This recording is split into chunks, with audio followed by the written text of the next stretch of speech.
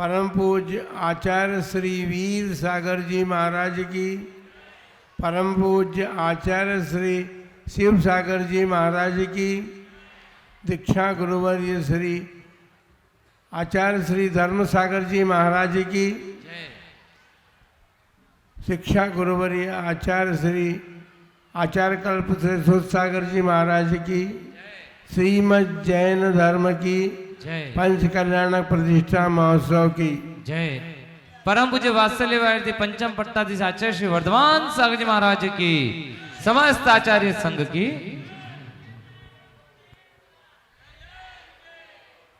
सलुम्बर नगर की यह धरती जो है वह हाड़ा रानी के कार्य से प्रसिद्धि को प्राप्त है और उसके अतिरिक्त यहाँ पर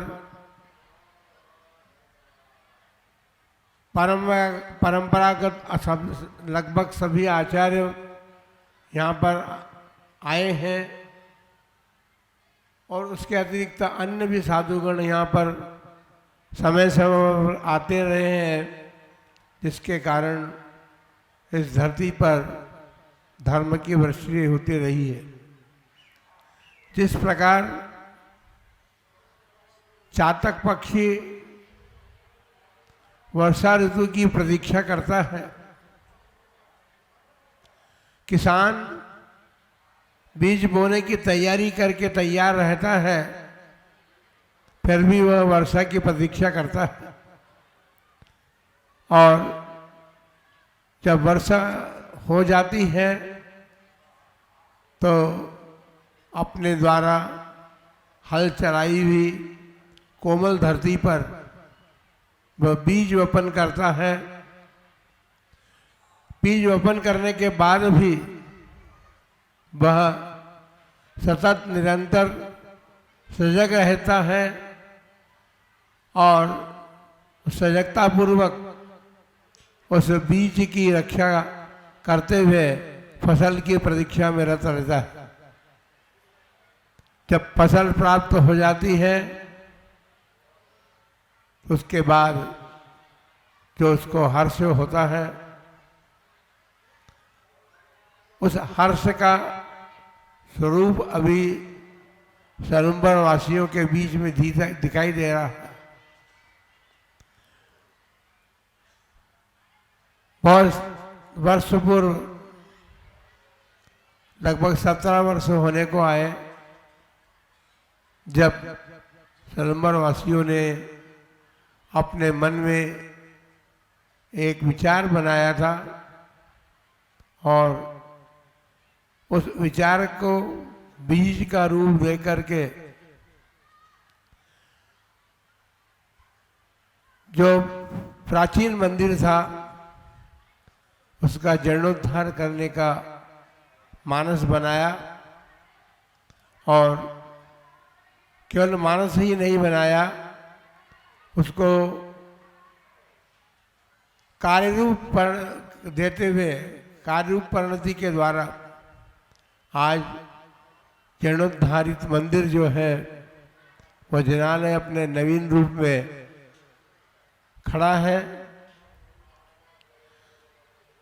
उसकी पंच कल्याण प्रतिष्ठा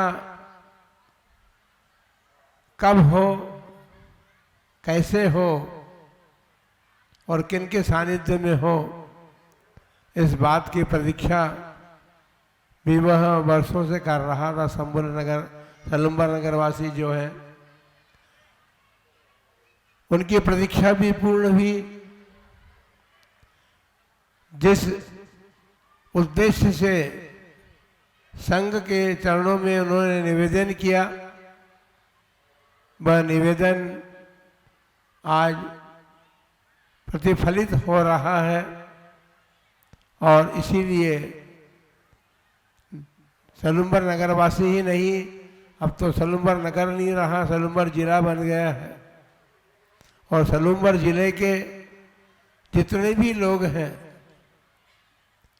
वे सब हर्षित इसलिए हैं कि हमारे क्षेत्र में आचार्य संघ का 20वें वर्ष के बाद पदार्पण हुआ है। और हम तो ये कहना चाहेंगे कि राजस्थान में जब से हमने प्रवेश किया तब से पंचकल्याण प्रतिष्ठा महोत्सव और मस्तकाभिषेक श्री क्षेत्र महावीर जी में संपन्न हुआ था। उसके बाद प्रतिष्ठाओं का दौर शुरू हो गया और पंचकल्याण प्रतिष्ठा महोत्सव के उस दौर में अब नंबर आया है सनूबर नगर का। बंधुओं, पंचकल्याण प्रतिष्ठा महोत्सव जो है वह प्रतिष्ठेय प्रतिमा का होता है और पंचकल्याण प्रतिष्ठा महोत्सव जो है वह ऐसा महोत्सव है जहाँ भगवान के 5 कल्याणक संपन्न होकर के और उन प्रतिष्ठेय प्रतिमाओं को भगवत्ता का रूप प्रदान किया जाता है। वे भगवान बन जाते हैं और फिर जिनालय में स्थापित करके आप लोग उनकी आराधना पूजा करते हैं। आराधना और पूजा अभिषेक आदि के माध्यम से जब धर्म का प्रारंभ होता है तो उसके बाद धर्म का प्रारंभ हो गया, लेकिन किसान जिस प्रकार से बीज रोपण करने के बाद सोता नहीं है, जागृत अवस्था में रहता है, उसी प्रकार समाजजन और जो भी जिनेंद्र भगवान के आराधक होते हैं वे श्रावक जन भी पूर्णतया सजग होकर के जिनालय में विराजित जिनेंद्र भगवान की आराधना अर्चना करते हैं। क्यों की जाती है जिनेंद्र भगवान की अर्चना? अनादिकाल से चतुर्गति संसार में परिभ्रमण करते हुए नाना प्रकार के पाप कर्मों को करते हुए अपने अशुभ परिणामों से हमने अपने आत्मा पर जो कर्मों का संचय एकत्रित किया है, तो भगवान जिनेंद्र की पूजा आराधना अर्चना से पाप कर्मों का प्रक्षालन होता है। अभिषेक इसीलिए किया जाता है। भगवान का अभिषेक करने की आवश्यकता नहीं है, आवश्यकता तो इसलिए पड़ती है कि हम उन महामना भगवान के अभिषेक पूर्वक हम अपने पापों का प्रक्षालन करने का पुरुषार्थ करते हैं। आराधना अर्चना इसलिए की जाती है कि वे अपने समस्त आत्मिक गुणों को प्राप्त हो गए। जो गुणों को प्राप्त होता है उसकी पूजा की जाती है और पूजा करके ये भावना भाई जाती है कि हे भगवान, जिन गुणों को आपने प्रकट कर लिया ठीक उसी प्रकार मेरे भीतर भी आत्मा विद्यमान है, लेकिन मेरे अज्ञान अंधकार के कारण मोह के वशीभूत होकर रागद्वेष के द्वारा मैंने अनेक प्रकार के कर्मों का बंध किया है। वो कभी शुभ कार्य भी किए तो पुण्य बंध भी किया है, पाप बंध भी किया है। मैं संपूर्ण कर्मों को नाश करके, चाहे वो पुण्य रूप हो या पाप रूप हो, जिस प्रकार आपने उन कर्मों का नाश करके परमात्मा पद को प्राप्त कर लिया, मैं भी उसी मार्ग पर चलना चाहता हूँ। उसी मार्ग पर चल करके मैं भी अपने भीतर जो आत्मा में परमात्मा शक्ति बैठी है उस परमात्मा शक्ति को प्रकट करना चाहता हूँ। पंच कल्याण प्रतिष्ठा महोत्सव 5 दिन चलेगा और 5 दिन में भगवान के संपूर्ण जीवन को जिस प्रकार उन्होंने जिया है उस प्रकार यहाँ पर संपन्न होने वाले कार्यक्रमों के माध्यम से उनके जीवन क्रम को दिखाया जाएगा। पंच कल्याण प्रतिष्ठा एक महोत्सव है। आप सब दर्शक बनकर के वहाँ पर उस दृश्यों को देखेंगे और उन दृश्यों को देख करके ये भावना भाएंगे कि हमारे जीवन में कब वो मंगलमय अवसर प्राप्त हो। जिन्होंने पात्र बनकर के प्रतिष्ठा संपन्न करने का एक संकल्प किया है, वे लोग यहाँ पर पात्र बनकर के और इस प्रतिष्ठा को संपन्न करेंगे। लेकिन इन सब के बाद प्रतिष्ठा संपन्न कौन कराएगा, इसकी आवश्यकता होती है और उसके लिए प्रतिष्ठाचार्य की आवश्यकता होती है। प्रतिष्ठाचार्य आपके जाने माने पहचाने दरियाबाद के पंडित हसमुख जी जैन हैं, जिन्होंने अनेकों अनेक प्रतिष्ठाएं संपन्न करके न जाने कितने पाषाण की प्रतिमाओं को भगवत्ता प्रदान करने का अवसर प्राप्त किया अपने जीवन में।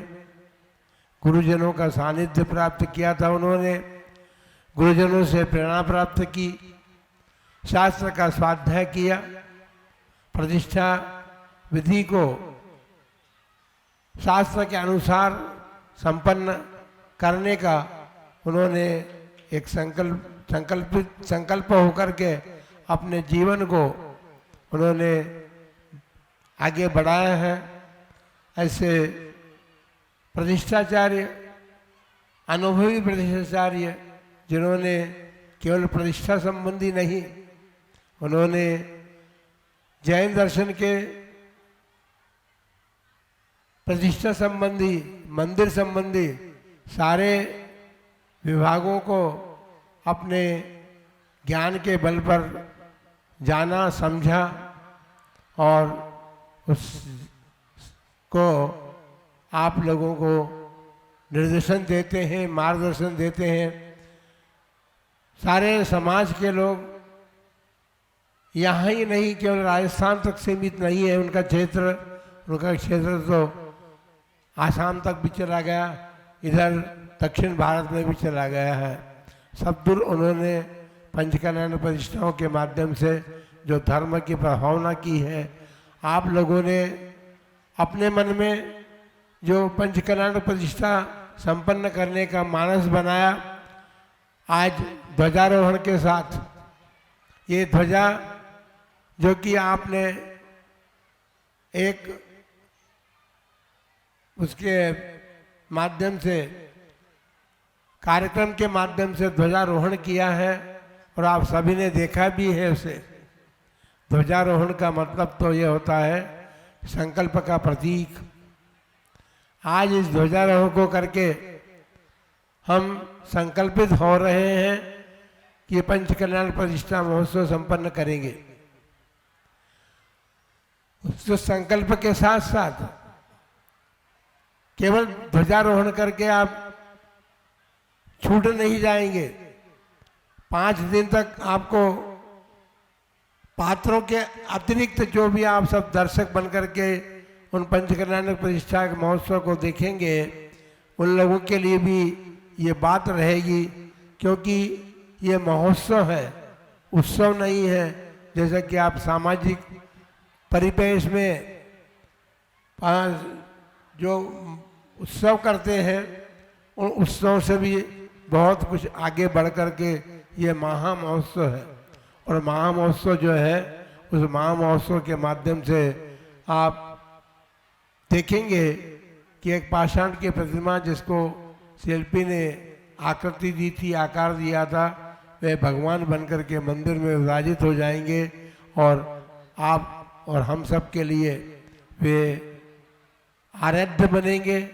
उनकी आराधना करके हम अपने पापों का प्रक्षालन तो करेंगे ही, लेकिन साथ साथ वो पुण्य भी अर्जित करेंगे, जिसके माध्यम से हमें वह अवसर भी मिले कि हम भी अपने जीवन में भगवान के द्वारा, उन्हीं भगवान के द्वारा बताए हुए मार्ग का अनुसरण करें। उन्होंने जिस मार्ग को प्राप्त करके अपने कर्मों का पूर्णतया नाश किया है और सिद्ध अवस्था को प्राप्त होकर के इस लोक के अग्रभाग पर विराजमान है, उनकी ये अरहंत रूप की अवस्था जो केवल ज्ञान प्राप्त होने के बाद प्रकट हुई थी, उस केवल ज्ञान के रूप में हम उस प्रतिमा को अरहंत के रूप में पूजा अर्चना आराधना करते हैं और अरहंत भगवान की पूजा अर्चना के साथ साथ पांचों कल्याणक संबंधी उन गुणों का हम पूजा के माध्यम से गीत गा करके उन गुणों को गाते हैं। पंच कल्याणक प्रतिष्ठा के लिए सब लोग आप ये भावना भाते हैं कि आपके 5 कल्याणक हुए हैं। गीत बना हुआ है ना, भजन बना हुआ है, तेरे हुए 5 कल्याणक प्रभु मेरा के कल्याण कर दे। तो 5 कल्याणक भगवान के हुए हैं, ऐसा न समझे कि भगवान के हो गए तो हमको कुछ करना ही नहीं है। आप में भी वो शक्ति और सामर्थ्य है, बस आवश्यकता इस बात की है उस शक्ति और सामर्थ्य को प्रकट करें और प्रकट करने के बाद आप भी भगवान के द्वारा बताए हुए मार्ग का पुरुषार्थ करके स्वयं अपने जीवन में भी भगवान के समान अपने आत्मिक गुणों को प्रकट कर सके। आप सबके जीवन में ये बात हो। केवल पंचकल्याण प्रतिष्ठा महोत्सव में आप अभी यहाँ कहा गया कि पास में भोजन की व्यवस्था है, तो उस भोजन की तरफ ही केवल लक्षण बना रहे। जो साधुजन यहाँ पर उपदेश देंगे उन उपदेशों को श्रवण कीजिए और यहाँ के कार्यक्रमों को देखिए, ताकि आपको इस पंचकल्याण प्रतिष्ठा में आने का और इसको देखने का जो वास्तविक फल है उस फल को आप प्राप्त कर सकें। इन्हीं मंगलमय भावना के साथ देवलो आदिनाथ भगवान की पंचकल्याण प्रतिष्ठा महोत्सव की